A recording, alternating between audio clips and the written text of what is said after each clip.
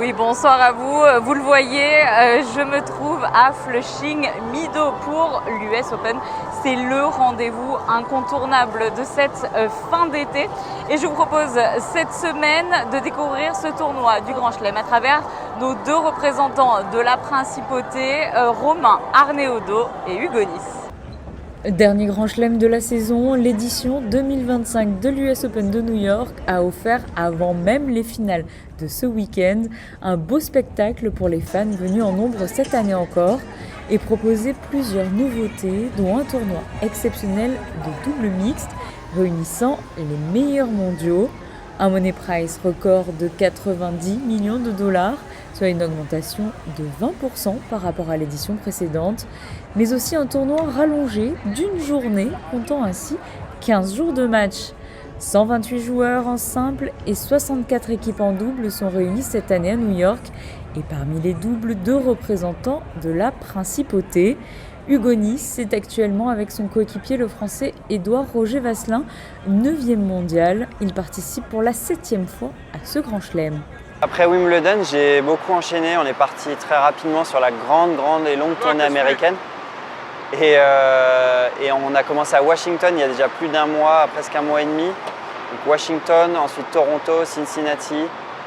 Et là, on est à New York donc pour finir cette grande tournée avec le tournoi le plus important. Et je me sens plutôt bien. Je suis toujours à l'approche des grands chelems. Je suis très motivé, très excité à l'idée de jouer encore un grand chelem de plus et d'aller essayer de chercher le Graal. Donc voilà, très motivé et en forme. À New York, c'est très spécial, même dans la rue. Bon, là, on voit les gens, ils voient qu'on fait une interview, ils me disent bonne chance, allez. Voilà, les Américains sont super entreprenants dans les encouragements. Et sur site, là-bas, quand on joue les matchs, on a les odeurs de nourriture, de hamburgers, les gens font du bruit. Voilà, les gens, ils viennent au spectacle. Ici, aux États-Unis, c'est un peu différent. Et donc, il y a une effervescence énorme. L'on retrouve l'autre joueur rouge et blanc pour ce tournoi à l'entraînement, Romain Arneaudo.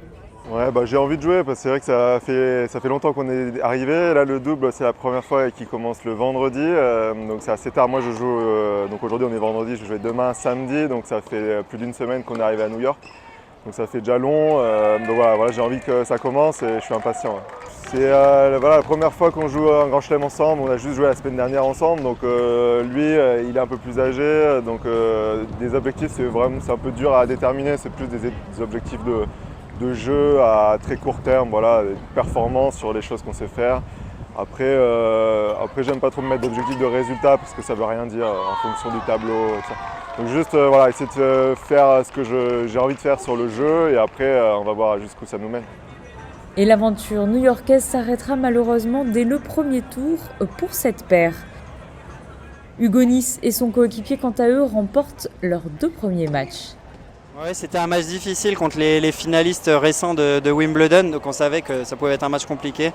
Et voilà, ça l'a été, 7-6, 7-6, deux très bons tie-breaks de notre part. On a sauvé des balles de 7 au premier, donc on est super content de passer ce premier tour.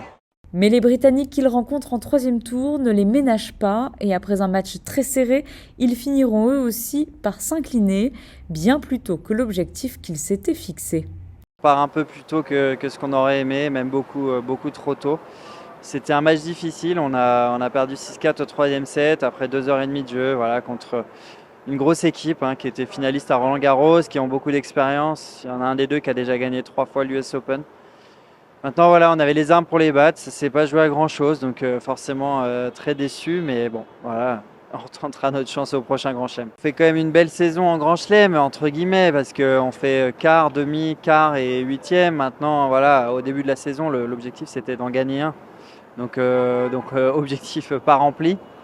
Maintenant voilà, ça reste des bons résultats on va dire, et on est toujours surtout en lice pour le Masters de fin d'année qui est maintenant notre objectif principal. Terminer l'année dans les 8 premières équipes du monde. Actuellement on est 9e.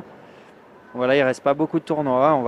On va essayer de se refaire un peu une santé et aborder cette fin de saison avec courage. Personnellement, j'ai un très gros objectif d'équipe qui est bientôt à Chypre avec la Coupe Davis. On va tous se rejoindre là-bas pour essayer d'aller rapporter cette victoire et remonter en groupe 1.